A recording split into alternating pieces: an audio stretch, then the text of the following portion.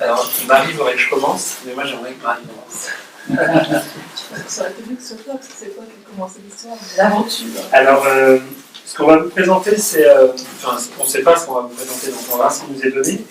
Mais en tout cas, ce qu'on va vous partager, ça sera plutôt de l'ordre du projet et de l'ordre de la construction, plutôt que de l'ordre de ce qui est déjà fait.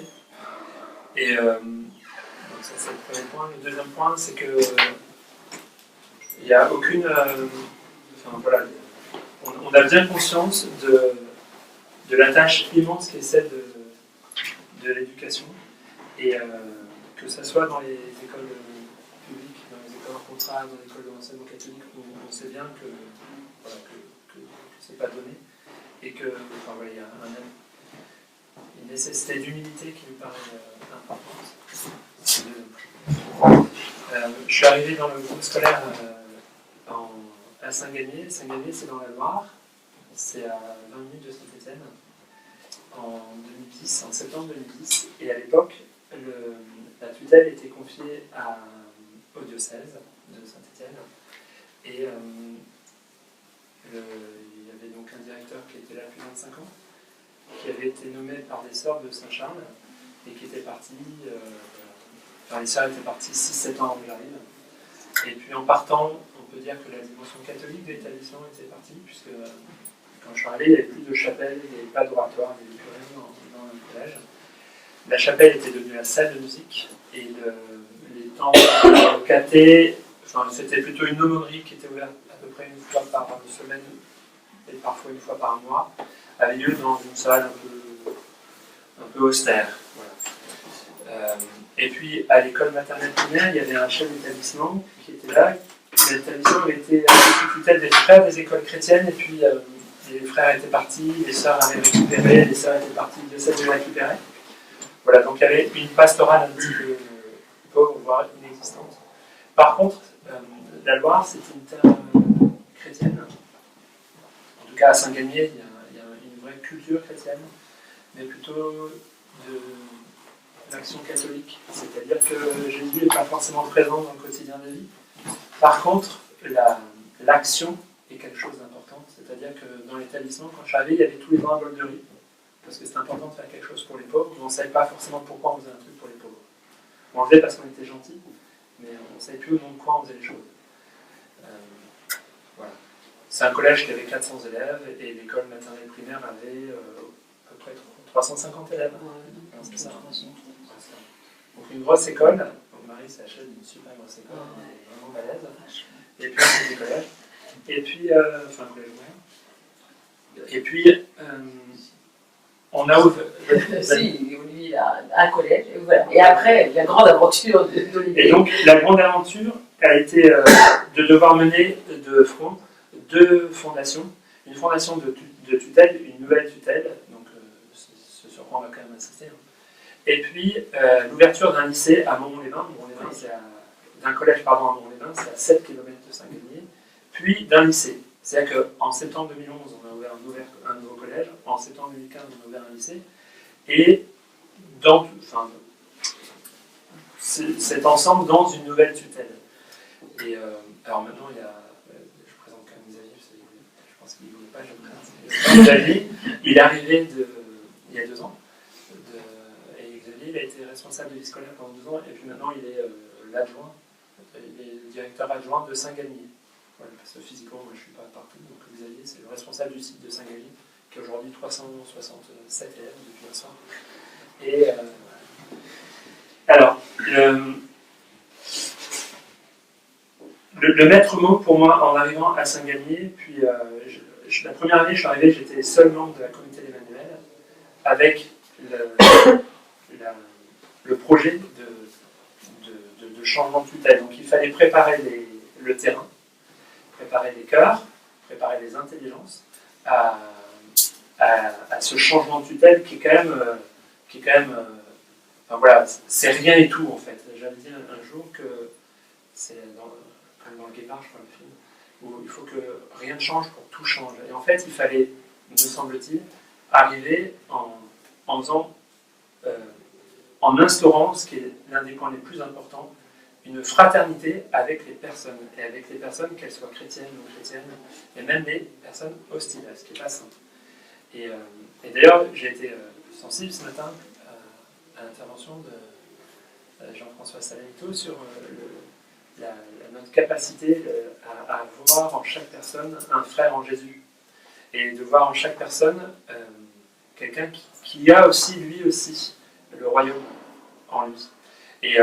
Et en fait, c'est vraiment important de se le redire quand on arrive avec un projet comme le nôtre, qui est un projet pastoral fort, qui va obligatoirement susciter des réactions, voire des hostilités, des réactions hostiles. Et voilà, de se dire quand même, la personne qui me parle, elle aussi, je suis là pour elle. Et en fait, depuis le début, notre certitude à l'équipe qui a travaillé sur un petit texte que vous trouvez à la librairie, pour la modique somme de mais il y a un petit texte qui est le projet de tutelle, ça fait et il y a le texte de référence. Et en fait, la certitude, c'est de se dire que le monde dans lequel on vit est beau. Le monde dans lequel on vit est bon. L'aumônier du groupe scolaire qui s'appelle Yves Matona, vous verrez ce soir, aime citer Le Seigneur des Anneaux, où on dit le monde dans lequel on vit est bon, il y a quelque chose de bon dans ce monde. Il faut se battre pour ça. Et en fait, c'est vraiment cette certitude que malgré tout ce qu'on voit qui peut être difficile, notre mission, elle est de vivre dans un monde dans lequel il y a des belles choses et que notre mission, elle est de permettre de révéler, enfin de contribuer à révéler des belles choses. Ça ne veut pas dire que c'est pas dur, hein, bien sûr. Et donc, enfin, vas-y, vas-y, continue. Tu fais ça très bien. Et donc, il fallait absolument, pour créer cette fraternité avec les gens, avoir il fallait être délicat et audacieux. Et en fait, on passe notre temps, je pense Marie et moi, et puis maintenant l'ensemble de l'équipe, je suis arrivé, j'étais tout seul, maintenant on est entre 20 et 30 frères de communauté de Emmanuel à œuvrer dans l'établissement, soit embauchés par les GEC, soit enseignants, soit bénévoles à Golay, soit dans le théâtre, dans la pastorale, enfin voilà, c'est pas qu'un projet pastoral, et il fallait être délicat et audacieux, enfin, voilà, c'était vraiment important, donc ne pas hésiter à témoigner de ce qu'on est, tout en s'intégrant dans un bassin, dans une histoire, dans une culture, dans une sociologie. Saint-Gagné, c'est une ville plutôt huppée de la Loire, c'est une ville plutôt très huppée. Puis autour, il y a plein de petits villages, donc c'est une population assez hétérogène sur le plan social, plutôt saine. Et assez simple quand même. La plutôt simple. De nos élèves, voilà. Simple. Mais une terre chrétienne, Moron-les-Bains, c'est une terre pas du tout chrétienne, où il n'y avait pas d'école d'enseignement catholique. Il y avait, dans la paroisse, il n'y a qu'une école. À Saint-Denis, dans la paroisse, il y a plein d'écoles. Enfin, voilà, deux territoires séparés de 10 km, deux réalités chrétiennes différentes, deux rapports à l'enseignement catholique différents, et deux attentes de l'enseignement complètement différentes. Donc nous, notre mission, ça a été vraiment d'abord d'essayer de faire, de devenir les amis des gens, quoi, vraiment, de devenir les amis des gens. Et là, c'est l'un des premiers points. Il y a deux points importants dans ce qui est la mission des écoles de l'Emmanuel. Le premier point, ça a été aussi dit, c'est marrant par Xavier ce matin, Xavier Dufour, c'est l'incarnation. C'est-à-dire que Emmanuel, c'est Dieu avec nous. Et en fait, est-ce qu'on croit que Dieu est avec nous aujourd'hui? Et si on croit que Dieu est avec nous aujourd'hui, qu'est-ce que ça va impliquer comme projet éducatif, comme projet pédagogique, comme projet pastoral? Enfin voilà, je ne vais pas forcément le développer maintenant, peut-être qu'après on pourra le faire. Mais en tout cas, c'est vraiment partir de cette incarnation. Dieu s'est incarné en Jésus, il a eu des mains d'homme, il a eu un corps d'homme, il a vécu des émotions d'homme, et voilà, nous, comment nous, dans un établissement scolaire, on va pouvoir le décliner. Et avec toute l'espérance que ça va engendrer. Et le deuxième point fondamental de notre projet, c'est de porter ensemble la mission. C'est-à-dire que c'est assez... ce matin, Gilles de Baillancourt l'a dit avec ses mots à lui, mais il y a vraiment, quand tu parlais d'une tutelle du troisième type, c'est-à-dire que historiquement, en fait, on est une anomalie quelque part, ou alors, comme le disait le chef d'établissement d'un gros lycée stéphanois, c'est peut-être prophétique plutôt qu'une anomalie. C'est-à-dire qu'on voit bien qu'il y a eu les écoles paroissiales, et puis il y a eu, voilà, historiquement, il n'y avait que des établissements congréganistes. Puis les congrégations, voilà, connaissant certaines difficultés de vocation ou d'orientation différentes, ont lâché petit à petit les écoles. Et puis ces écoles ont été récupérées par les diocèses, ce qui est assez récent, je crois que c'est 1972, je crois, les premières écoles diocésaines. Et puis, aujourd'hui, on arrive à un autre temps de l'Église qui nous est donné, où la communauté d'Emmanuel, communauté de laïcs, dans laquelle il y a des prêtres. On a la chance d'avoir 2 prêtres qui interviennent dans le groupe scolaire, dans lequel il y a des laïcs consacrés. Donc on a cette année une sœur de communauté qui est laïque consacrée, et puis des célibataires et des couples. Et en fait, ce qui fait le cœur de ce projet, c'est vraiment que dans une communauté éducative, la communauté éducative, l'enseignement catholique, c'est les parents, les profs, les élèves, etc. Dans cette communauté éducative, il y a une communauté chrétienne, et au cœur de cette communauté chrétienne, il y a une communauté de frères, de sœurs, la communauté d'Emmanuel. Alors, le but, c'est évidemment pas que tous les profs, et surtout pas, deviennent des membres de la communauté d'Emmanuel. Le but, c'est pas que tous les personnels recrutés soient des membres de la communauté d'Emmanuel, mais il faut quand même trouver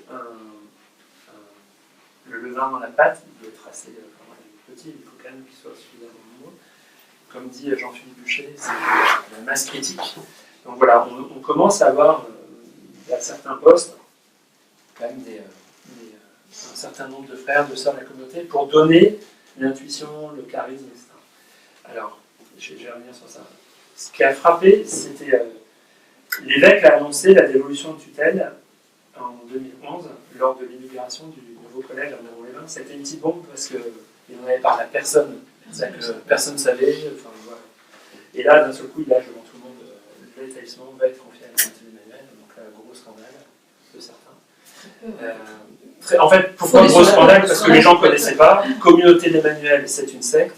Parce que communauté, les gens vivent ensemble, machin. Et puis parce qu'on se met à genoux, il y a la consécration. On se met à genoux à la consécration, donc on est un peu malade. Ensuite, les gens, certains sont allés sur Internet, ont regardé Communauté d'Emmanuel, ils ont vu tout ce qui se faisait. Alors, on marquait des points positifs avec le rocher, par exemple. Cela, c'est bien, on s'occupe des petits malheureux.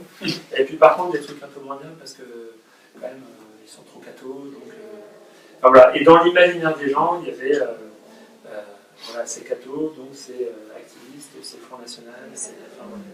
Je vous dis, c'est des choses qu'on m'a partagées. On m'a demandé si... Petite anecdote qui est rigolote. On m'a demandé, dans le collège, il y a plein d'actions de solidarité. Alors nous, on appelle ça de charité, les mots sont importants. Et quand je suis arrivé, on m'a demandé si on pouvait, la prof d'art plastique, qui est super, si elle pouvait poursuivre ces actions avec les restos du cœur. J'aime pas trop les restos du cœur, mais je ne voulais pas dire non à tout. Donc, ce mari, elle s'est pris, elle a arrêté le Téléthon, c'était un scandale. Donc, il ne faut pas dire non à tout. Et donc, j'ai dit oui, bien sûr, on continue. Elle me dit, ah non, ça m'étonne. Pourquoi ça m'étonne? Parce que c'est Jean-Jacques Goldman. Oui, d'accord. Elle est juive. Ah oui, mais vous êtes catholique, vous avez des enfants. Et je suis un ancien militaire. Donc, dans sa logique, j'étais forcément pétainiste. Donc, on me dit, waouh, on a un rapport au monde. Donc, mais c'est important parce que ça veut dire que ce que les gens pensent dans une assemblée, on a plus de 100 personnes, enfin, on a 120 personnes dans le groupe scolaire, entre différents adultes. On ne sait pas ce que les histoires des uns, des autres, leur parcours, leur connaissance, leur rapport à l'Église. Voilà. Et donc, c'est pour ça que je parle de délicatesse. Et donc, il y a des profs qui sont allés sur Internet, qui ont regardé, puis il y a une vieille prof qui était là depuis 20 ans, qui n'était pas plus âgée que ça, mais qui est venue me voir en disant, mais... Et c'est marrant parce qu'elle était déléguée du personnel, cette prof, et elle était vraiment très contre, mais elle m'aimait bien. Donc elle était embêtée parce qu'elle était contre l'Église, mais elle voyait bien que quand on me parlait, ça allait quand même. Et donc elle me dit, bah, écoutez, et elle l'a dit qu'à moi, elle m'a dit, les sœurs étaient là, nous c'était, elle était syndiquée dans un... Voilà, elle était déléguée du personnel syndiqué, assez virulente, mais pas dans les pires. Et elle me dit, voilà, les sœurs étaient là, on ne disait rien. Les sœurs sont parties, nous avons pris la place, vous arrivez, il faut que je parte. C'est beau quand même. C'est-à-dire que moi, je ne lui ai jamais dit de partir, et il se trouve ça faisait des années qu'elle demandait salutations, et une semaine après la dévolution de tutelle, elle est partie. C'est incroyable. pour dire, c'est-à-dire que moi, je ne l'ai pas mise dehors, en fait. Et c'était donné que... Enfin, c'est vraiment important d'essayer d'être les plus accueillants possible. Alors après, il faut aussi... Jésus nous dit, si on ne vous accueille pas, vous trouvez votre chaussure et puis vous partez. Alors, il ne faut pas être naïf, il faut pas... voilà. Mais en tout cas, il faut vraiment essayer d'être les plus intégrants possible avec les personnes, parce que on va s'appuyer sur l'incarnation et sur porter l'ensemble de la mission. Et alors, notre projet finalement est finalement assez simple. Nous, on n'a pas une méthode, n'attendons pas de... On n'est pas des ayatollahs de la méthode. C'est-à-dire qu'on ne va pas mettre en premier la méthode. Parce que souvent on dit, ah, vous avez une école de comté, génial, vous avez fait Montessori, vous avez fait Perform, vous avez fait machin de vie, très bien. C'est-à-dire que si l'enseignant... Ça ne veut pas dire qu'on ne croit pas que c'est important la méthode, c'est pas ça que je dis. C'est-à-dire que la méthode n'est pas première. Ce qui est premier, c'est la personne. C'est-à-dire que si vous avez un enseignant qui est une bille et qui a une super méthode, les enfants ils n'avanceront pas plus. Et si vous avez un enseignant qui est nul, enfin qui est super bon mais qui a une mauvaise méthode, ça ne sera pas génial non plus. C'est-à-dire qu'il y a toute une liberté pédagogique sur laquelle on peut s'appuyer nous en tant que professionnels de l'enseignement. Notre mission à nous chez l'établissement et la mission de la tutelle, c'est d'être force de proposition. Mais on voit bien aujourd'hui qu'il y a plein de possibilités en fait qui sont offertes. Et nous, on ne veut surtout pas, alors là c'est plus Marie en plus qui va être concernée, mais on ne veut pas privilégier ou empêcher telle ou telle méthode. Ce qu'il faut, c'est que ça marche et ce qu'il faut que ça soit incarné par un adulte qui va le porter. Donc le Montessori, pourquoi pas, le Perform, pourquoi pas. Et puis à ce sujet-là, la tutelle, elle va tout voir. Hein. Enfin, ceux qui sont enseignants savent très bien qu'à l'intérieur de sa classe, déjà le chef d'établissement, certes, il est responsable de la pédagogie qui se vit dans l'enseignement catholique, mais sa responsabilité, elle est dans la mesure où l'enseignant veut bien quand même lui laisser un peu de place. Et puis alors, la tutelle, elle a encore moins, enfin, elle n'a pas à promouvoir telle ou telle méthode, etc. Donc, c'est vraiment pas, enfin, on n'est pas, enfin, je pense que vous avez bien compris, on n'est pas un bastion d'endroits, on n'est même pas une école pilote, on va dire. Vous voyez, on a été envoyé là, Olivier d'abord, puis nous après, on a été envoyé là, sur ce terrain-là, et en fait, c'est en tant que frères et sœurs de la communauté qu'on est là. Et notre mission, on l'entend comme ça. Notre vie, notre travail, c'est l'enseignement, et donc, eh bien, on vit ça en tant que frères et sœurs de la communauté en mission. Je ne sais pas si ça complète un peu ce que vous dites. Alors c'est très vrai pour le CP par exemple, parce que quelle méthode vous faites, c'est très vrai pour le CP. Puis après on peut voir, ce matin il y a une question sur la pédagogie inversée, je ne sais pas si vous avez fait attention, posée par Florence. Et en fait, moi là pour le secondaire, j'incite vraiment les enseignants à pouvoir se perfectionner dans telle ou telle chose. On voit bien que on a ouvert le lycée en septembre 2015, on a des classes de première cette année, on va les terminer l'année prochaine. On a une équipe extrêmement innovante et curieuse. On a une prof de maths qui est là, qui se balade là, qui fait la classe inversée à un excellent niveau et ça marche super bien. Par contre, ce que fait cette prof de maths qui s'appelle Marie, je ne veux surtout pas l'imposer à l'ensemble des profs parce que ça correspond aussi à sa vision, à ce qu'elle est. Par contre, on sait très bien que cette pédagogie-là, elle correspond très bien au projet de la tutelle de l'Emmanuel. Parce qu'on est dans l'incarnation, typiquement. Et puis, là-dessus, ça fait longtemps que je parle de bataille. Il y a aussi qu'on a été envoyé avec des enseignants qui sont là aussi. Et donc, moi, par bonheur, en CP, quand je suis arrivée, il y avait deux instituts qui sont excellentes et qui sont là depuis longtemps. Alors, il y en a une qui est partie à la retraite, mais l'autre, elle pilote. Et donc, elles ont énormément bossé l'apprentissage de la lecture, elles font un mixte, elles font ça avec énormément de talent, et ça marche. Mais bon, j'ai eu du bol, quoi, parce que je serais arrivée dans une école où on avait un style. Alors après ça, petit à petit, on sait bien, on les change de classe, machin, enfin, on n'a pas de baguette magique. On a choisi, la communauté médicale a choisi d'accepter des tutelles dans le cadre de l'enseignement catholique. Donc, ce cadre-là, on joue le jeu complètement, on joue le jeu. Voilà, ça nous paraît important. Et ça veut dire qu'en jouant le jeu, il faut accepter le temps. C'est-à-dire qu'il faut bien avoir conscience que dans l'éducation, ça on le sait tous, d'abord comme parents en général, et ensuite en tant qu'éducateur, c'est qu'on sait très bien que ça prend du temps. Et qu'il ne faut pas... n'attendons pas des fruits immédiats. Enfin, c'est paradoxal, parce qu'à chaque fois qu'on croise des frères, sœurs, des gens de la communauté, ouais, c'est quoi, vous avez des petits trucs, on en a, mais c'est pas ça qu'il faut chercher, il ne faut pas chercher l'exceptionnel. Par contre, on sait très bien que c'est vraiment de l'ordre du quotidien, d'être avec Dieu avec nous au quotidien. Et donc il faut accepter ce temps. Et dans le temps, il y a des belles choses qui se passent. Et dans le temps, on peut accompagner des enseignants et on peut les mettre en route. Et en fait, ce qui est étonnant, c'est que la plupart des enseignants dans l'enseignement catholique, en tout cas chez nous, ils sont super demandeurs. En fait, ils étaient là, il n'y avait plus de souffle. En fait, la tutelle, c'est quoi? En fait, on remet un souffle, on remet un projet, on leur redonne une direction. Et ça, on le fait avec eux, en fait. On redonne du sens. C'est exactement ce qui a été dit encore ce matin sur le terme d'enseigner. Et on remontre les choses. Et c'est marrant parce que en fait, les profs, la plupart d'entre eux, je pense que dans toutes les écoles c'est pareil, on peut tomber sur des tordus, mais la plupart du temps, en fait, ce qu'ils veulent, c'est qu'il y ait un projet, c'est qu'on fasse avec eux un bout de chemin, et en fait, ils sont heureux de voir que les choses bougent. Et on a plein de petits éléments comme ça où les choses bougent. La priorité étant, et ça, c'était l'acte. Alors, ce qui peut sembler pour un non-chrétien complètement secondaire. Tout à l'heure, quand je vous ai partagé la chapelle. En fait, donc moi je suis arrivé, il n'y avait pas de chapelle, c'était la salle de musique, et il se trouve que, c'est marrant comme aussi, autant parfois il y a des combats et des choses super compliquées, puis autant parfois d'un seul coup, Dieu il nous dit, il me facilite la tâche. En fait, il se trouve que cette salle de musique elle était au-dessus de mon bureau, et les enfants ils faisaient des percus comme ça, donc, avec leurs pieds, en fait, c'était insupportable en redonnant l'inscription. Et donc ça a été hyper facile pour moi de dire, elle est mal placée cette salle de musique. Et donc tout le monde était d'accord pour dire qu'elle était mal placée. Et donc elle est redevenue la chapelle. Il y a la présence réelle et l'acte fondateur. Enfin, la tutelle, elle est née non pas quand l'évêque a signé avec le délégué de la communauté la dévolution de tutelle, mais quand le Seigneur a été présent dans le Saint-Sacrement, au cœur d'établissement. Et on a aujourd'hui donc deux sites avec deux collèges dans chaque site.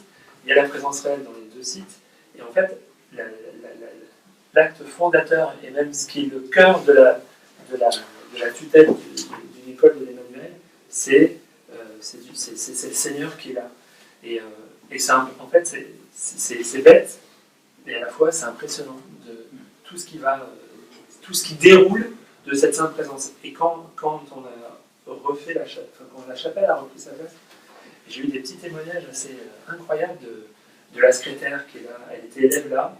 Elle a 1 an et demi de la retraite, elle était élève là, elle a été surveillante, elle est secrétaire. Elle était enseignante à Saint-Jean, tu sais. Enseignante à Saint-Jean, donc on a tous les jours. Et elle est venue me voir, elle a joint les mains, elle a dit mais comme je suis heureuse que vous fassiez ça, je me souviens des sœurs, on devait y aller avec des patins, et on se faisait engueuler quand on gardait les chaussures. Mais en fait, c'est étonnant, l'homme d'entretien qui est là aussi depuis... Qui est un ancien élève de qui l'a dit à personne d'autre qu'à moi, mais merci, parce que c'est redevenu le collège. Alors, ça les renvoie d'abord sur un plan affectif au collège de leur enfant, mais ça les réancre aussi dans son emploi et croix, parce qu'en fait, on se rend compte qu'il y a, dans l'enseignement catholique, il y a des profs qui sont nuls parce que de toute façon, ils n'avaient pas les diplômes pour aller dans l'enseignement public. Clair, il y a un prof de sport qui vient me voir quand on a fait la dévolution de tutelle en me disant Monsieur Lamourine, moi j'étais trop nul pour aller dans le public, je suis venu chez vous, il y a avec moi, j'avais pas de diplôme. Et les sœurs ont pris parce que j'étais plutôt sympa et éducateur. Et lui, il me dit maintenant, qu'est-ce qu'il faut que je fasse? Il faut que je parte. Je dis, mais non, ne partez pas. Mais non, parce que humainement, on va voir. En fait, à part la plupart, en fait, ils sont heureux de pouvoir relier leurs croyances, parfois très terrestres, à notre foi, en fait. Et en fait, on se rend compte qu'on peut se rejoindre. Et nous, notre mission, c'est d'établir des ponts avec tous ces gens-là. Parce que finalement, ils n'attendent que ça. Et donc, cette dimension, cette chose très concrète qui est de remettre la chapelle dans un établissement scolaire, c'est hyper important. Parce qu'on va pouvoir reprendre ensemble. Et depuis, maintenant, il y a la messe, dans chaque site, il y a la messe 1 fois par semaine en semaine. Il y a la louange 1 fois par semaine le matin. Enfin, c'est 1 fois par site, mais ça fait 2 dans la semaine. Les élèves viennent prier dans la chapelle, certains assez régulièrement. Il y a l'adoration 2 fois par semaine, il y a l'adoration 1 soir par mois. Enfin, voilà, c'est-à-dire que c'est pas pédagogique, c'est pas éducatif, c'est un peu pastoral quand même, Mais c'est vraiment d'abord une façon d'être. Enfin, et ça, c'est vraiment important. Et puis après, notre mission, c'est de décliner les 3 charismes de la communauté de l'Emmanuel, qui sont, petite interrogation. Alors, vous aurez pas le Alors, adoration. L'adoration. De l'adoration. Donc l'adoration, le temps qu'on passe aussi dans cœur à cœur avec le Seigneur, on déroule un amour pour le monde, un amour pour les personnes, donc la compassion. Et cette compassion nous amène à annoncer la bonne nouvelle que Jésus est mort et ressuscité pour chacun d'entre nous. Et ça, c'est impressionnant parce que le kérigme, en fait, on se rend compte que personne ne le connaît, en fait. Les enfants, évidemment, mais les adultes, ils ne le savent pas. On a, depuis 2 ans, le mari de Marie s'appelle Nicolas, il est barbu, il est peut-être son père, et c'est l'adjoint pastoral. Et ils sont arrivés, Nicolas et Marie, il y a 2 ans. Et en fait, on fait il y a pas mal de demandes de sacrement en fait, dans l'établissement, et donc Nicolas fait une réunion avec les enfants, mais on en profite pour inviter les parents. Et en fait, Yves Matonel, l'un des aumôniers, fait un petit mot pour les parents à l'occasion du sacrement de leur enfant. Et en fait, on se rend compte que c'est une catéchèse pour les parents, parce que les parents, peut-être que c'est pas partout pareil, mais nous c'est impressionnant, les gens n'ont plus du tout connaissance de... la miséricorde, c'est super bon en fait pour eux, parce que, et c'est marrant, on voit il y avait une messe des jeunes samedi là, et Nicolas racontait qu'en fait, il y a des mamans, elles pensaient poser leur gamin, partir, à venir chercher le gamin, puis quand il va commencer à parler, ils sont assis, puis ils sont restés à la messe, parce qu'en fait, c'est des choses qui sont complètement oubliées en fait. Et c'est comme si, quelque part, il fallait simplement ranimer, alors c'est pour ça que je suis vraiment touché par ce qu'a dit ce matin Jean-François Salido, il faut rallumer ou ranimer ce que chacun a en fait au fond de lui. C'est étonnant. Et Marie dit souvent, en fait, une école de l'Emmanuel, c'est comme annoncer Jésus dans la rue, en fait. C'est-à-dire que c'est pas, vous pouvez partir à la Fidesco, à Cuba, vous pouvez partir n'importe où dans le monde. C'est la même chose. Guillaume qui est là-bas, il rentre 2 ans à Cuba, c'est pour ça. Mais en fait, c'est une école de l'Emmanuel, si vous allez dans la rue, vous dites Jésus t'aime, alors il faut faire comme ça. C'est vraiment de cet ordre-là, quand même. Et c'est pour ça que ce qui est premier, c'est la personne. La personne d'abord qu'on est, la personne qu'on va rencontrer. Et qu'après, après, il y a un travail de méthode, de travail professionnel. Parce que, il ne faut pas se leurrer, hein, à l'école de l'Emmanuel, vous n'êtes pas recruté parce que vous êtes de l'Emmanuel. Enfin, rarement en tout cas. C'est d'abord un métier. Enfin, éducateur, c'est un métier. Enseignant, c'est un métier. C'est pas parce que vous êtes de l'Emmanuel que vous allez vous retrouver prof chez nous. Enfin, rarement. Non, mais en général, on essaie quand même de prendre d'abord des gens dont c'est la compétence. Et là, oui, parce que c'est un métier qu'il faut exercer, donc ça dépend vraiment des personnes. Et puis après... c'est important aussi parce que notre crédibilité, parce que c'est évidemment par là, vous en doutez bien. Et puis, on s'appuie beaucoup aussi sur notre propre vie spirituelle, j'ai envie de dire. Enfin, c'est le défi permanent, parce qu'on a quand même, j'ai compté, on a fait combien on a pu faire d'heures cette semaine, en 4 jours, c'était la folie cette semaine. Mais bref, mais c'est quand même, si nous on est vraiment avec le Seigneur, qu'on va pouvoir réagir devant, c'est comme dans toutes les écoles, hein, donc on vit des trucs difficiles, peut-être même un peu plus difficiles qu'ailleurs. Voilà, on a vraiment des situations qui sont des fois très compliquées, et là, que ce soit les profs, les parents, les élèves, le personnel, tout le monde voit comment on réagit devant ces situations. Et c'est vraiment de notre... ce qu'on a, à l'intérieur, hein, et c'est ça qui va, on va pouvoir être Dieu avec nous ou pas. Enfin, c'est un défi permanent. C'est notre sainteté qui est en jeu pour la mission. Et tout à l'heure, quand je parlais de l'adoration et de la présence réelle, en fait, c'est que nous, on peut, avec cette chance-là, on a la possibilité d'aller prier n'importe quand. On peut prier de son bureau, on peut prier à l'angèle, etc. On peut aussi faire cette démarche. Et puis ça permet, il y a un frère de la communauté d'Emmanuel qui est malade, qui ne peut pas faire grand-chose d'autre qu'aller adorer. Il vient adorer 2 midis dans la semaine, et à chaque fois, il vient, très souvent, il passe voir si on a des intentions de prière pour pouvoir les offrir à eux. c'est pas révolutionnaire, c'est pas un truc qu'on va afficher partout. Et à la fois, tout est fait, tout est dit. Enfin, et c'est ça, c'est vraiment ce à quoi on est appelé en premier.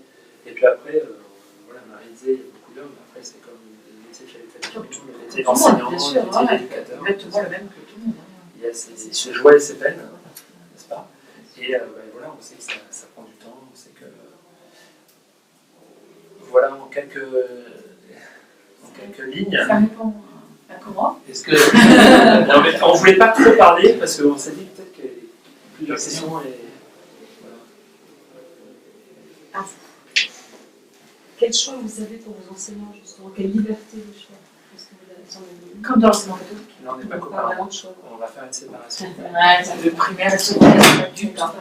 Vous allez en primaire ou secondaire? Oui, je suis en primaire. Commission de l'emploi. C'est ça, C'est pour ça que notre cher Guillaume n'habite toujours pas dans la Loire. Dans le primaire, c'est quand même très compliqué, c'est assez contraint. Et surtout, la situation d'emploi dans la Loire est extrêmement tendue. Pour vous, donc, l'école maternelle et élémentaire, 14 classes plus une heure contrat, avec quelques assistants. 2 instituts l'année dernière sont partis à la retraite, donc il y a eu 2 postes qui sont libérés, 32 demandes. Ben ça, non, pas partout, ça dépend des départements. Non, ça dépend des départements. Mais il se trouve que dans la Loire, c'est cette situation. Donc, extrêmement tendue. Mais c'est quand même vous, à la fin, qui choisissez parmi ces 32? Pas du tout. Vous n'avez pas des règles difficiles. Je confie les 2 personnes en argumentant, exactement comme tous les chefs d'établissement des enseignements catholiques. Je peux refiler 2 personnes, la troisième, je vais la prendre, et si je refuse, il faut que j'argumente et que l'argumentaire ne soit pas discriminatoire. Donc, voilà. Mais pour le coup, c'est le choix de la communauté millénaire d'être dans l'enseignement catholique. Et dans le secondaire, c'est plus simple. Enfin, c'est-à-dire qu'il y a des accords nationaux, puis des accords nationaux de l'emploi, mais il y a quand même la loi de Bré qui dit que le chef d'établissement constitue son équipe pédagogique. Voilà, normalement, nous aussi. Et concrètement, aujourd'hui, ça fait quand même ma 7e année, on a eu un gros turnover d'enseignants. C'est rare que j'ai loupé un prof, en fait. Je crois que ça arrive une fois.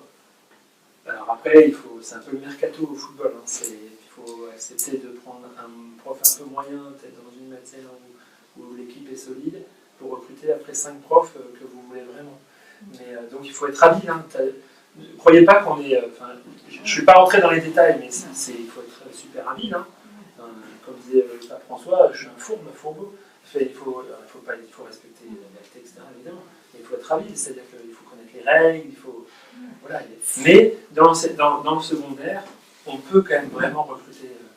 En français, ma première année, je voulais absolument recruter une sœur de communauté, parce que c'était important, c'est quand j'étais tout seul.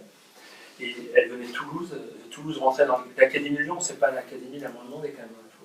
Pas la plus facile. Hein. C'est pas la plus facile. Tout le monde a dit, tu n'y arriveras jamais, etc. J'ai appelé le rectorat, je leur ai dit, je veux cette prof, qu'est-ce qu'on peut m'imposer? Ils m'ont dit, texto, hein, vous pouvez emmerder tout le monde, on ne pourra jamais vous l'imposer. Comme ça. Et je l'ai eu le 13 juillet, c'est-à-dire que la prof, elle était sympa, parce que jusqu'au 13 juillet, il a fallu se battre. Mais par contre, on a vraiment beaucoup plus de liberté qu'en primaire. Et nous, dans le projet de tutelle, enfin, pour moi, chez l'établissement, j'ai 2 projets de tutelle.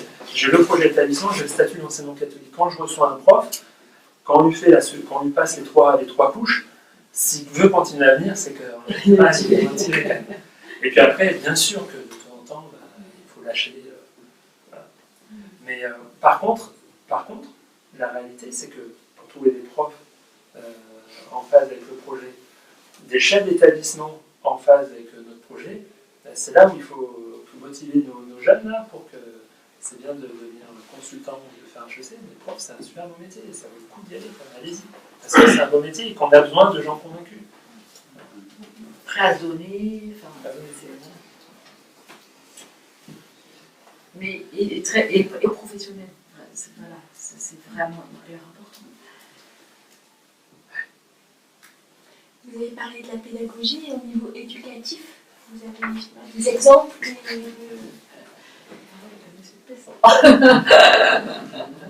On a besoin? Oui, on a besoin, bien sûr, on a besoin de tout. C'est pas compliqué, on a besoin de tout.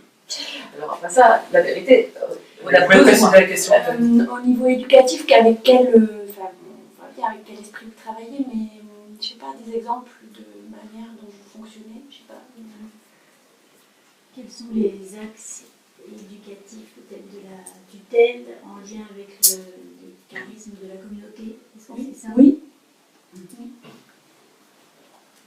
Alors, tu veux que tu veux- Vas-y, peut-être. Moi, je dirais un peu. dans le projet de l'établissement, la première partie, elle est assez longue, ça s'appelle l'accueil, accueillir tous. Moi je trouve que le Seigneur est pas mal, il se débrouille pas mal parce qu'il nous a mis dans un territoire où c'est vraiment une valeur hyper portée. Dans la Loire, je ne sais pas s'il y en a qui connaissent la Loire par ici, mais dans la Loire, les gens sont hyper accueillants. Et je trouve que dans notre établissement, c'est quelque chose où quand on dit aux enseignants qu'on a devant nous et aux éducateurs qu'on a devant nous, accueillir profondément chacun comme il est, tel qu'il est, ça c'est quelque chose qui les rejoint dans une valeur commune vraiment très. Mais ça, on essaie d'aller vraiment loin là-dedans, d'accueillir vraiment chacun comme il est, tout le monde a le droit d'être comme il est, les petits, les grands. On a eu un dispositif Ulysse, donc d'accueil d'enfants en situation de handicap à l'école élémentaire, un dans l'un des collèges. Ça colore vraiment profondément l'établissement. En tout cas, je peux parler de l'élémentaire, c'est évident. Évidemment déjà pour les 12 enfants qui sont là, mais aussi pour tout le monde, parce que ça veut vraiment dire que voilà, il y a une attention une particulière à l'accueil. Voilà. Au niveau éducatif. Après ça, les autres, c'est comme tout le monde, enseigner, éduquer. Et puis l'école comme un lieu de vie. Donc ça, c'est aussi quelque chose d'important au niveau éducatif. Là aussi, c'est un peu facile à Saint-Galmier parce que c'est véritablement un lieu de vie. Les gens sont ici chez eux. Et en plus, c'est un lieu qui est très agréable, donc ça aide bien. Et puis après ça devient un peu la tarte à la crème. Et en plus, même dans les instructions officielles, on en parle. Mais il y a cette idée de bienveillance. On l'avait avant les autres, maintenant c'est un petit peu dévoyé. Mais savoir que d'abord, on a une approche d'abord bienveillante. C'est difficile, hein. C'est difficile, hein, parce que comme tout le monde, on a quelquefois des enfants qui sont compliqués, qui dysfonctionnent. On a des parents je me suis fait insulter par des parents, mais c'est incroyable, je ne suis toujours pas revenue. Oh, je suis nulle, enfin c'est scandaleux. Voilà, donc rester, voilà, c'est pas toujours très facile. Mais voilà, c'est quand même un cap qu'on essaie de tenir. Quelquefois, ça m'arrive de redire en réunion de concertation devant les 20 enseignants. Vous savez, dans la communauté de manuel, il n'y a qu'une seule règle, c'est qu'on n'a pas le droit de critiquer. Voilà, alors, c'est pour vous donner un peu le Alors, important. sur le plan éducatif, c'est quand même la liste est longue en fait, mais ça repose sur quelques idées fortes. L'une des idées fortes, c'est l'éducation à l'autonomie et à la liberté. La première mesure, avant même de pouvoir mettre Jésus au cœur, c'est-à-dire que parce que pour Jésus, j'ai dû attendre 1 an. Parce que je fallait quand même que je lise l'établissement. La première mesure que j'ai faite, elle était éducative, c'est que j'ai enlevé les sonneries. C'est-à-dire que dans le collège et au lycée, il n'y a pas de sonnerie. Ça veut dire que quand on déjeune ici, ça fait bizarre d'entendre une sonnerie. Et il n'y a pas de sonnerie. L'idée, c'était quoi? C'était de dire, je suis le maître de mon temps. Et tout le monde m'a dit, mais c'est impossible, c'est machin. Et en fait, ça marche bien. Alors évidemment, les élèves, il faut leur dire qu'il est là. Les profs, il faut leur dire que c'est la fin de règle. De toute façon, pas une sonnerie. Ça change rien, les sonneries. Mais non, ça change pas. J'étais dans l'établissement dans le Puy-de-Dôme, il y avait 2 sonneries. La première, c'était normalement je vais chercher mes élèves, et la deuxième sonnerie, je suis dans ma classe. Mais les profs, ils partaient à la deuxième sonnerie. Donc de toute façon, on peut en mettre 5, Donc, mais alors, ça peut paraître dérivant, mais ça veut dire aussi, tu es le maître de ton temps, c'est-à-dire que c'est toi, c'est pas la machine. Et pour un prof, c'est la première année où j'ai plus de classe, mais j'avais une classe de 3e jusqu'à cette année. J'arrête le cours quand je décide. Et pas, ça arrive, hop, on plie, et il y a du bruit partout, etc. Le prof, il a vraiment la gestion du temps. Ensuite, cette éducation à l'autonomie, on va la retrouver dans la pédagogie de la classe inversée, par exemple, pour le lycée. C'est-à-dire qu'on essaie d'avoir, tout le monde ne peut pas le faire, ça dépend vraiment des caractères de l'enseignant, mais de développer cette pédagogie. Ensuite, Tu peux développer cette pédagogie. la classe inversée, par exemple en histoire, je vais avec mes secondes, je vais leur dire, alors c'est pas avec mes premières, par exemple. je prends un truc qui est vraiment pour... On va travailler sur la guerre totale, Première Guerre mondiale, une guerre totale. Je leur donne le cours. Je leur dis, vous allez voir de tel manuel d'histoire, vous allez voir tel historien, et vous travaillez ce cours-là. Et quand vous arrivez en cours, après, c'est l'autonomie et la liberté du gamin, il est censé l'avoir appris. C'est-à-dire que quand je le dis en cours avec eux, c'est chacun aura construit son cours, soit je lui aurais donné tel quel, soit les éléments qui auraient été cherchés, et on va travailler, discuter ensemble sur le cours. Et ça évite la passivité de l'enfant, qui a aussi du bon, hein, quand on passe un cours magistral, en soi, c'est pas que mauvais, donc, où l'enfant il va gratter pendant une heure, c'est ce que je faisais avec l'éternel, il grattait une heure, il partait. Et il y a un côté frustrant. Après, les classes à examen, c'est pas toujours simple, donc, mais c'est typiquement ça, c'est je travaille à la maison le cours et je viens en classe pour débattre, discuter, approfondir. Marie, la prof de maths du lycée, elle est excellente pour ça. Elle a mis, en fait, les élèves ont le cours à la maison, ils ont des exercices, et elle a mis des codes couleurs comme au ski, rouge, enfin, noir, rouge, bleu, vert ou vert bleu, peu importe. Et en fait, c'est eux qui vont construire leur parcours d'exercice de maths. Et en fait, les premières S, ils se régalent. Ils se régalent parce que. Alors, en seconde, elle leur dit, bah voilà, si vous voulez aller en première S, il faut au moins que vous alliez au niveau rouge. Et puis les élèves, ils construisent leur truc. En fait, c'est génial. Parce qu'ils sont moteurs. En première S, ils sont heureux comme tout. Parce qu'ils sont tous en maths, soi-disant. Et donc, ils se régalent.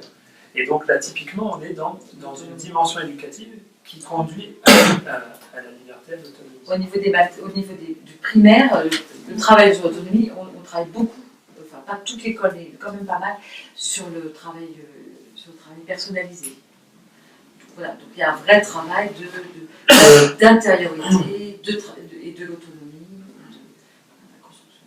On a, toujours dans la bienveillance, que disait Marie, on a mis en place depuis 3 ans, je crois, dans le carnet, alors il y a d'autres établissements qui font, une page mérite et progrès. Parce qu'en fait, on se rendait compte que dans le carnet de correspondance, on mettait 15 mots, mais quand est-ce qu'on disait que c'était bien?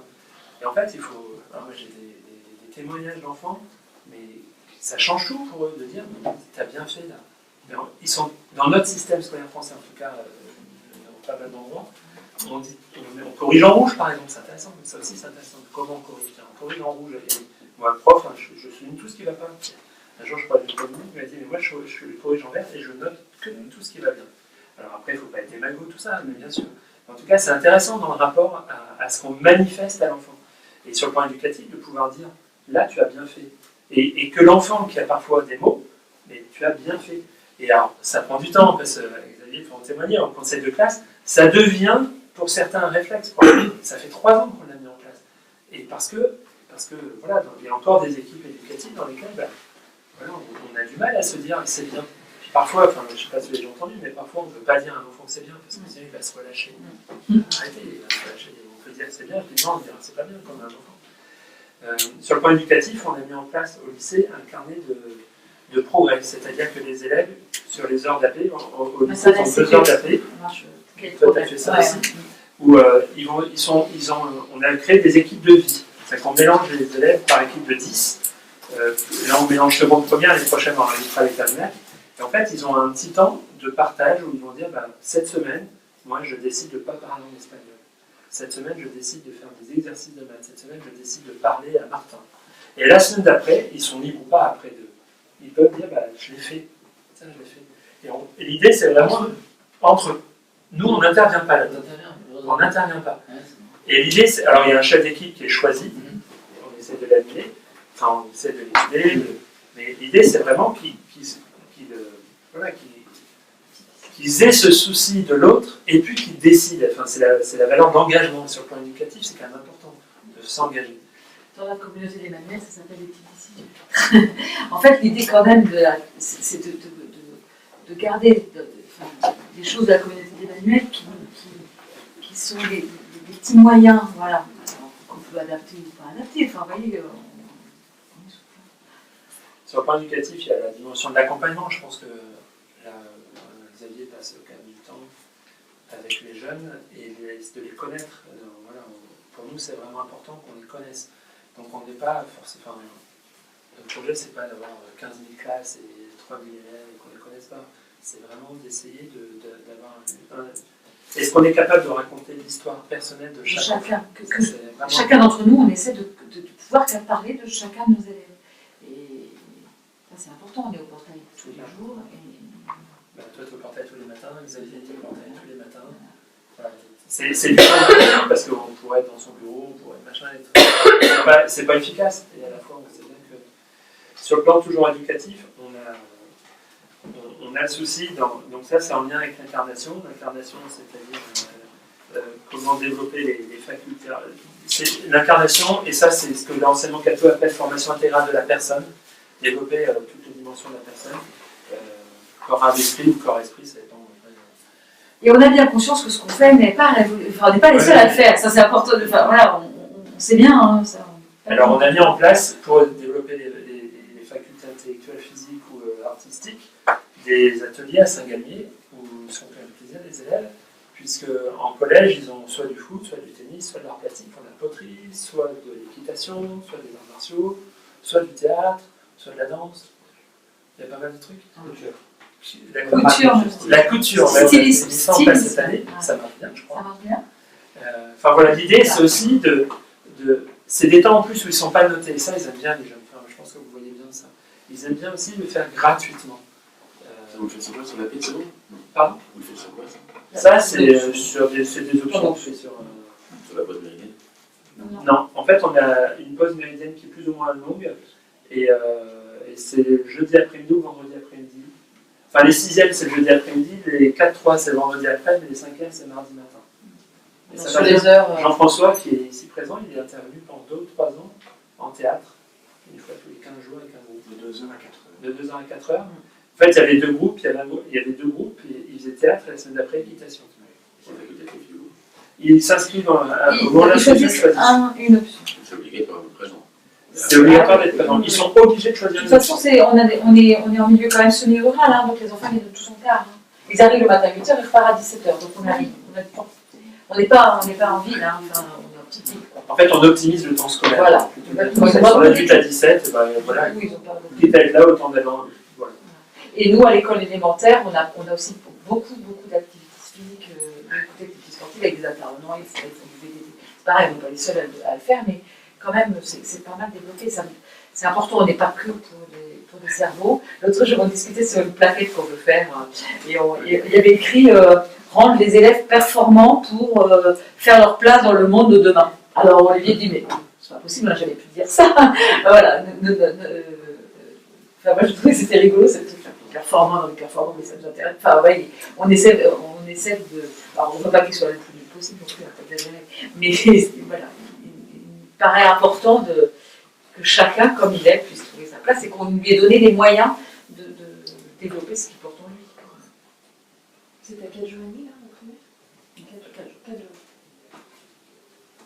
J'ai une question. Est-ce que vous pourriez parler de... Non, mais c'est vrai, je ne sais pas la réponse. Hein. Si je fais des choses, de la part d'investissement des familles dans... on parlait tout à l'heure du stylisme. Est-ce qu'il y a des parents qui donnent du temps ou ça peut être des membres de la communauté manuelle, enfin des personnes qui ne sont pas, d'abord qui ne sont pas salariées et qui ne font pas partie de l'équipe pédagogique, qui en font peut-être partie d'ailleurs en donnant régulièrement. Est-ce que ça existe? Est-ce que c'est quelque chose d'assez courant dans l'enseignement catholique? Il y a une grosse différence entre le primaire et le secondaire. En primaire, il n'y a quasiment personne. Voilà. Par contre, je me suis fait une copine dans la personne de la présidente de l'appel. Parce qu'on la connaît, c'est un joke. Mais voilà, donc donc l'appel, pour ceux qui ne sont pas dans l'enseignement catholique, c'est l'association des parents d'élèves. Voilà, donc il y a un vrai travail. Le directeur qui me précédait n'allait plus au rayon d'appel. Moi, j'en ai fait une priorité. Parce que c'est vraiment important d'avoir un compagnonnage avec aussi les parents. Alors là, c'est une des questions les plus importantes, Jean-François, tu l'as fait exprès. En fait, sur les parents, ce qui me frappe aussi, c'est je vais avancer dans vos établissements. Moi, c'était un des points qui a un petit peu gratté au début, c'est que la place accordée aux parents. C'est-à-dire que ça je ne sais pas si c'était avec toi ou avec Stéphane, mais je crois qu'on l'a déjà fait aussi avec toi. Ouvrons la porte aux parents. C'est-à-dire que ce n'est pas leur école, mais on n'est pas une citadelle imprenable. Les parents, à l'inscription, je leur dis, vous n'êtes pas prof de maths, donc ne vous mettez pas à la place du prof de maths. Par contre, il faut nous dire, par contre, c'est votre école aussi, vous avez une communauté éducative, donc les parents de la communauté éducative ou pas interviennent pour le théâtre, ils interviennent pour la pastorale, ils vont intervenir voilà, pour... Et puis, on a déjà eu, nous, des parents en disant bah, mon fils, il se fait embêter à la récré, il se fait harceler. Voilà. Et bien, venez à la récré. C'est-à-dire qu'on a ouvert en disant mais venez voir. Et puis en fait, ça change tout parce que les parents, ils entendent de telles horreurs à la télé, à la radio. Il y a un papa, il y a une émission sur le harcèlement apparemment. Il n'y a pas longtemps. Papa, il va dire j'ai vu ça, mais c'est horrible. Venez. Et en fait, quand ils voient leur enfant, il ne faut pas le faire tout le temps. On va le faire avec tous les parents. Mais par contre, il ne faut pas hésiter. C'est-à-dire, regardez je veux dire, les élèves, ils sont plus sages que quand nous, on était élèves. Hein. Il faut quand même en avoir conscience. Enfin, je ne sais pas si vous avez conscience. Mais nous, on était vachement des bandits. Ils font quoi comme bêtises? Ils bavardent un peu, et puis peut-être qu'ils ne travaillent pas. Mais sinon, ils sont un peu. Ouais, les gros. Mais par contre, non, mais à Saint-Galmier, vraiment, en tout cas, mais même quand j'étais dans le Puy-de-Dôme, ils ne font pas des bêtises comme. Enfin, moi, je me souviens, je balançais des pétards sur mes profs. Ils sont calmes. Non, mais ce que je veux dire, c'est que les parents, c'est aussi leur école. Et il faut trouver cet équilibre entre la place des parents est importante. On insiste beaucoup dans l'enseignement catholique sur la dimension de co-éducateur. Ça fait hurler des parents, ça fait parce que non, c'est moi l'éducateur. Il y a pas mal, notamment chez les cathos, des gens qui disent il ne faudrait pas l'appeler l'éducation nationale, mais l'instruction publique, etc. Moi, j'y crois pas à ça. C'est Jean-Paul II qui disait tout adulte dans un établissement scolaire est éducateur. Qu'il le veuille ou non en plus. Parce que, et ça a été encore dit ce matin, on est même éducateur négativement quelque part. Le prof qui est tout le temps à la bourre, il éduque mal, mais il éduque. Vous voyez et la femme de ménage, quand elle dit bonjour, elle éduque. On a de nouveau une femme de ménage à Saint-Galmier qui est la joie incarnée. Ça change tout. Ça change tout parce que les gamins, ils n'ont pas envie de salir. Moi j'en ai une qui dit bonjour à personne, elle éduque aussi. Voilà. Merci du cadeau. Et donc la place des parents, la relation, la confiance, l'un des trucs, quand même, un mot-clé qu'on n'a pas encore cité, c'est la confiance. On n'arrête pas. On met des couches là-dessus. Nous, il faut qu'on travaille dans la confiance, mais avec tous, et y compris avec les parents. C'est un défi quand même.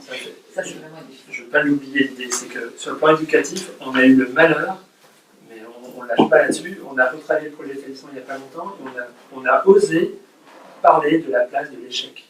C'est-à-dire qu'on a osé dire que c'était bien de rater.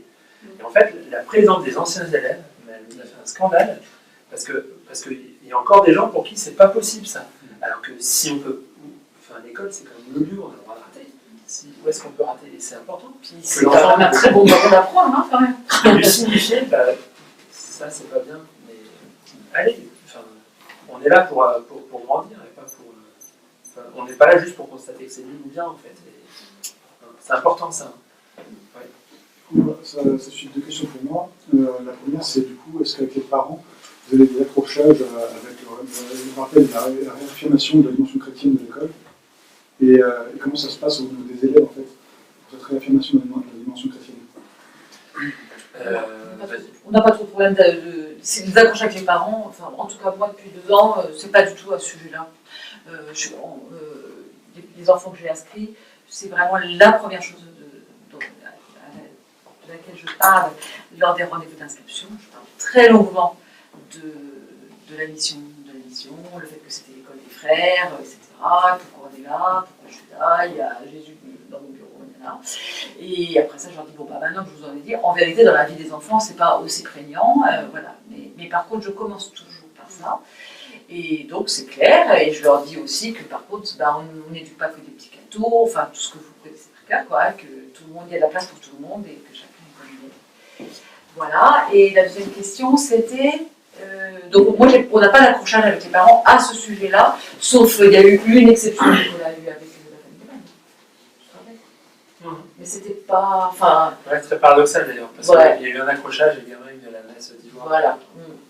Il ne voulait pas l'enquêter, soi-disant. Voilà, parce qu'il faisait l'idiot en fait, et donc en culture chrétienne, du coup, il s'est fait reprendre, et du coup il a dit que c'était parce qu'il n'était pas croyant, c'est pas du tout parce qu'il n'était pas croyant, c'est parce qu'il est idiot.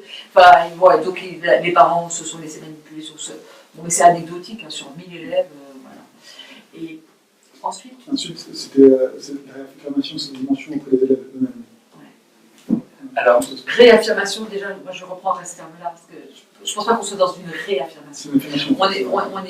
On n'est pas dans une reconquête, clairement, on reconquiert rien du tout.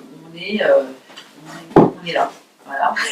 Et donc, effectivement, Olivier pour le coup, a remis Saint-Sacrement dans la chapelle. Là, mercredi, on a mis une belle statue de la Sainte Vierge sous préau à l'école élémentaire. Voilà, on essaie quand même, depuis qu'on est là, de vivre avec Jésus au cœur de notre travail et donc au cœur de notre école. Donc, mais je pense que ça, on ne peut pas dire qu'il y ait de problème par rapport à ça. Soit les enfants le vivent, soit les enfants ne le vivent pas. Et concrètement, la transmission de la foi se fait quand même. alors, Les chrétiens, est-ce que c'est obligatoire ou pas? Justement, ça, je voulais venir. moi j'avais compris ça dans la question. Ça tombe bien. Alors, je commence par les petits, puis on ira jusqu'au lycée. En maternelle, on propose un temps, j'ai pris le nom d'avant, je ne sais pas trop ce que ça veut dire, mais il y a un temps de prière partagée. Donc on propose plusieurs fois dans l'année, sur le temps de midi, complètement facultatif. On a un petit tiers des enfants qui viennent. Et on fait ce que tous ceux d'entre vous qui se font au service enfant à Paris-Monial, qui est là, font, connaissent. Pendant 10 minutes, on prie avec les enfants, on fait l'amour de Dieu et tout ça, et tout le monde est ravi. Et voilà, mais Jésus, voilà, on envoie un bisou à Jésus pour les tout petits. Et puis on essaie de. C'est juste des temps spéciaux dans l'année. Ça, pour les maternelles. Et au quotidien ou hebdomadairement, il n'y a rien de spécial. Rien de particulier au quotidien ou hebdomadairement. Voilà. En tout cas pour l'instant, ça fait que 2 ans que je suis arrivée, donc on est dans quelque chose qui s'installe petit à petit. En maternelle, quand ils m'ont vu arriver, voilà, donc je vais tout particulièrement doucement en maternelle. Les profs, même le personnel. Les profs et le personnel, pas tous les parents. Voilà. À l'école élémentaire, on fait la même chose. Donc, un temps de prière qu'on propose une fois par mois qui dure un quart d'heure, service enfants. 80 gamins quand même qui viennent. Voilà. Et donc, ça pour toute l'école élémentaire. En CP, il y a en classe, au long cours, donc en fait, il ne se passe pas grand chose. En CE1, alors là, on travaille beaucoup en lien avec la paroisse. Et donc là, pour l'instant, c'est des choses qui nous satisfont. Enfin, moi, ça ne me satisfait pas du tout, mais voilà. Donc la personne qui s'occupe du caté sur la paroisse organise, il y a 4 réunions, il y a tout un truc de caté, une usine à gaz. Et donc, nous, on fait partie d'une petite case dans l'usine à gaz pour les CE1. CE2, CM1, CM2. Le parcours de caté est le même que dans la paroisse. On catéchise les enfants si les parents font la demande. Ça veut dire qu'on catéchise, quand je suis restée la moitié, maintenant le taux baisse, mais enfin plus du tiers quand même des enfants. Et c'est les profs qui font le caté. Donc voilà, c'est ça. Plaisir de voir ces yeux s'écarquiller. Ce sont les profs qui font le caté, les profs du CE2, CM1, CM2. Et ceux qui ne sont pas catéchisés, eh ben, pour l'instant, ils sont surveillés par quelqu'un, un employé logique. Voilà. Après ça, ils passent en 6e. En 6e, moi quand je suis arrivé, il n'y avait rien, donc il n'y avait pas d'oratoire, il n'y avait rien. J'ai remis en place les cours en quinzaine, soit caté, soit donc on appelle parcours de foi, soit culture chrétienne. Ça a posé aucun problème. Je crois pas. La plupart des gens m'ont dit c'est normal, c'est une école catholique, comme quoi. Et puis, donc ils ont dans l'emploi du temps en quinzaine soit l'un, soit l'autre. Je ne rentre pas forcément dans le détail des parcours, mais si après il ne faut pas hésiter à demander si ça vous intéresse. Jusqu'à la première, pour l'instant. Les cours étant assurés soit par des enseignants, soit par des parents, soit par des frères et sœurs de la communauté d'Emmanuel, soit par des aumôniers. Donc ça fait quand même entre 20 et 30 adultes qui tournent là-dedans. Et puis après, tout au long de l'année, il y a entre l'Avent, entre Carême, entre le Vendredi Saint, la retraite à Paris. On organise une retraite à Paris, donc 24 heures pour Jésus, entre la préparation au sacrement, entre la messe quotidienne, entre la louange,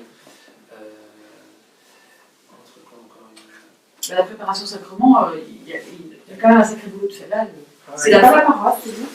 Alors, au primaire, c'est la paroisse, enfin, Nicolas, donc mon mari qui est adjoint, notre adjoint pour la pastorale, travaille avec, un petit peu avec la paroisse pour la préparation de la première des communions pour le primaire. Par contre, tous les enfants, tous les jeunes qui préparent un sacrement, tous les secondaires, c'est organisé par nous. Ouais. C'est impressionnant. Nous, on est sur 2 paroisses, hein, parce que là, il est un peu éclaté, on est sur 2 paroisses.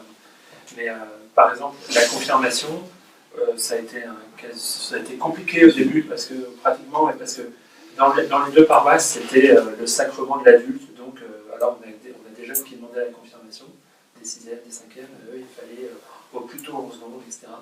Petit à petit, voilà, les choses bougent. Maintenant, ils acceptent que ça soit préparé en 4e pour être confirmé en 3e. Ils ont même accepté l'année dernière qu'une petite 5e soit confirmée. Enfin, voilà, on voit bien que c'est pour ça que je parlais du temps tout à l'heure, parce qu'en fait, les choses s'installent dans le temps. Et en fait, aujourd'hui, en proposition pastorale, c'est impressionnant, en fait. Vous voyez, nos enfants, on a 6 enfants avec Diane, et il y en a 4 qui sont dans le groupe scolaire ou qui sont passés. Et un jour, notre fille, la seconde, qui est la rebelle, elle dit, oh, de toute façon, vous parlez toujours de tutelle, il n'y a rien, concrètement. Et notre garçon, Maximien, qui est devant moi, il me dit, il n'y a rien. Et il a fait toute la liste. Il dit, alors arrête. Enfin, c'était marrant parce que ça venait d'eux. Il y a vraiment la possibilité de vivre et de recevoir. Et notre projet pastoral, en fait, c'est permettre à l'enfant de rencontrer Jésus. C'est vraiment notre introduction, c'est ça. Permettre aux jeunes de rencontrer le Seigneur. Et après, on va décliner de plein de façons différentes. Mais permettre de rencontrer le Seigneur dans la confiance en l'Esprit Saint. Je crois qu'on a à peu près dit comme ça. Et c'est vraiment ça. Et c'est à la destination des enfants. Et puis, on a intégré les adultes, en fait. Parce que c'est très impressionnant de voir le travail fait par les profs. Mes premières années, il n'y avait pas un prof qui faisait les catés ou la culture chrétienne, pas un. Cette année, ils sont 3, je crois. Alors, vous allez me dire, c'est pas beaucoup. Je ne parle pas des petits, hein, je parle des grands. Mais enfin, ça y est, c'est petit à petit. Il faut que. Ça prend du temps, en fait. Hein. Par contre, la dimension de foi au sein de l'établissement, même par les profs qui ne font pas le caté, est prise en compte.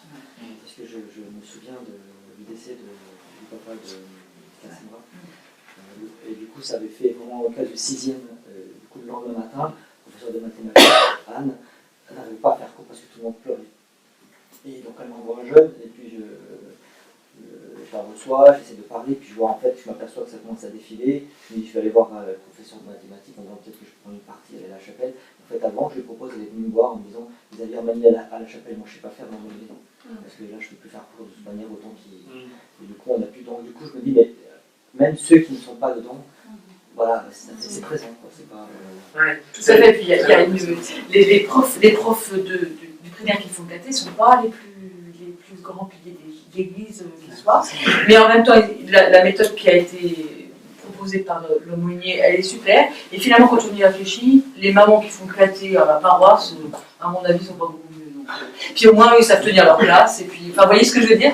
Donc, parce qu'en même temps, c'est quand même des chrétiens. Ils sont baptisés, ils ont fait baptiser. Enfin, vous voyez, c'est pas. Donc, finalement, j'avais énormément de scrupules. Puis, en fait, moi, j'ai pris cette situation comme elle était. Donc, je suis pas arrivée en disant, moi, j'arrive, on va tout changer. C'était comme ça, voilà. Et jeudi, hier, il y a une qui avait son contact qui dit « Marie, vous n'avez pas une Bible, parce que là, j'ai besoin pour... Enfin, voilà, c'est quand même très souvent, ça a été l'occasion. Il y en avait une qui ne savait plus l'arc-en-ciel, si c'était genre, attendez, venez voir, on va s'arranger. Enfin, voilà, et c'est vraiment toujours l'occasion de...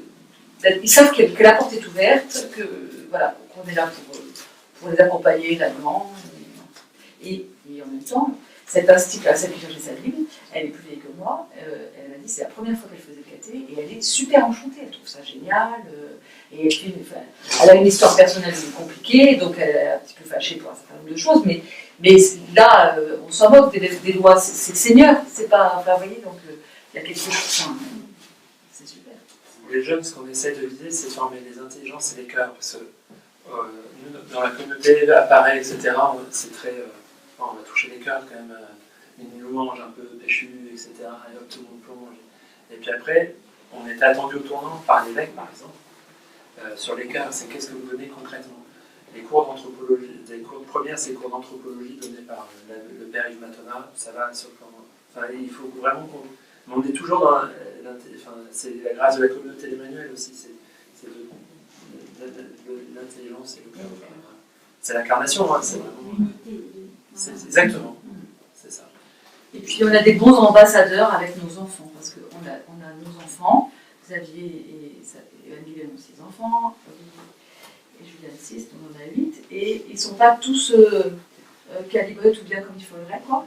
Et c'est bien, finalement c'est bien, parce que, moi je vois à l'école élémentaire, c'est les fragilités de nos propres enfants qui ouvrent les cœurs. C'est vraiment frappant. L'année où on est arrivé, ça m'a vraiment frappé. Ça dit qu'un tout petit peu, hein, mais au moins c'est ça. En tout cas, ça a cassé la crainte de la secte et du truc. Parfait. Ou les parfaits, voilà. Ils sont pas fait de division longtemps. Non. Vous avez une question? Moi, j'ai une question par rapport à la vie fraternelle de l'équipe éducative. Est-ce que concrètement, vous vous retrouvez ensemble le matin, vous avez un groupe de partage, comment vous faites le lien avec les membres communautaires, comment est-ce que tout ça vous nourrit quoi, au quotidien La louange à Saint-Galmier, c'est jeudi matin à 7h30, on est 4 en fait. Il y a Nicolas et moi, et le fils de Xavier et notre fils. Les deux. Et on ne l'a pas fait jeudi matin parce que moi j'arrivais pas à sortir de mon lit, c'était horrible. Et j'ai croisé Simon qui me dit il n'y a pas la louange ce matin. En fait, à la fois, après ça, il y a tout ce qu'on fait. Il y a des trucs bien, mais à la fois aussi, il faut être suédo-organiste. À un moment, c'est à 8h15, c'est beaucoup plus riche. 8h15, on est au portail, nous. Non, mais après, il y a. Ce qu'il faut, c'est pas. L'une de mes craintes, c'est toujours qu'on soit excluant. C'est-à-dire qu'il ne faut pas qu'on donne l'impression de vivre un petit truc entre nous, c'est trop bien et que les autres sont pas bien. Et à la fois, on est aussi frères et sœurs communautaires, tout le monde ne pas, il y a besoin de se laisser éteindre. Alors, il se trouve que Xavier et sa femme Anne-Guylaine sont les responsables du secteur de Saint-Étienne. Donc, depuis 1 an et demi. Et comme ils sont dans le groupe scolaire, ils ont mis en. C'est ça, hein? Ouais, mais secteur de quoi? Du secteur de Saint-Étienne, de la communauté d'Emmanuel, pardon. Et c'est important parce qu'ils ont mis en place une heure sainte par mois, pas beaucoup, mais l'ensemble du secteur se retrouve pour adorer 1 heure par mois, et ceux du groupe scolaire, on peut se retrouver dans le groupe scolaire. Alors c'est un élément. Ensuite, les Vélards, quand ils sont arrivés, on les a invités à une messe parce que le dimanche, de temps en temps, le père Yves, il n'est pas en paroisse, et donc il propose de célébrer dans le groupe scolaire. Donc on a invité les Vélards à venir avec les frères et sœurs de communauté d'Emmanuel à une célébration le dimanche. Les Vélards se disent ils sont malades, pourquoi ils font ça? Au début, on s'est dit c'est pas terrible de ne pas aller en paroisse. En fait, très vite trop on s'est dit c'est quand la prochaine. C'est très bien de pouvoir, c'est très bien de pouvoir, pas tous les dimanches, on ne fait pas tout le temps, mais une fois, 6 semaines, 2 par mois, trimestre, de prendre un temps où on va prier ensemble avec nos familles, et ça c'est important.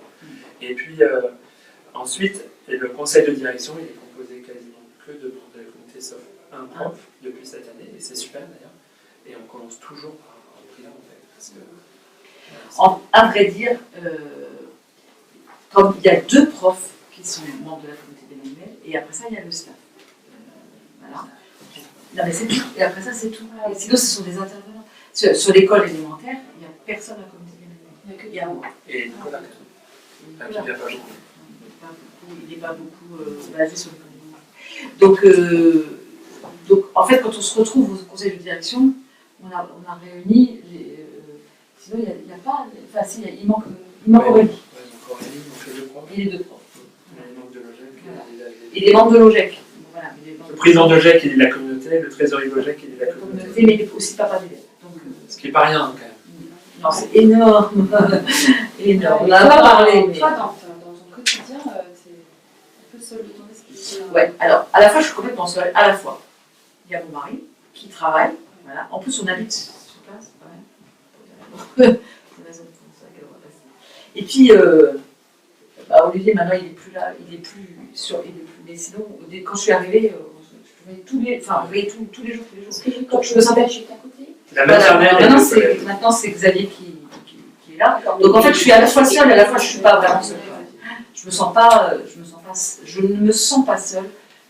Marie est tutoyée par la plupart des profs de tutoie. Personne ne tutoie. Bernard est tutoie. Ben voilà. Depuis qu'on a fait PSL Ah. ensemble. En tout C'est cas, vrai en plus. Je te non, mais ça compte, c'est trop bien. avec un PLS. Bernard Ouais, est c'est que ça. Bernard. Parce Et que c'est Marie, pour ça que On a dis-moi, fait c'est- PPMS ensemble. c'est ça. En tout cas, Marie, elle est très identifiée dans l'équipe du collège. D'accord. Oui, oui, oui. Enfin, c'est Ah, d'accord. important. Puis en plus, mais ils ont eu mes enfants. Ça compte.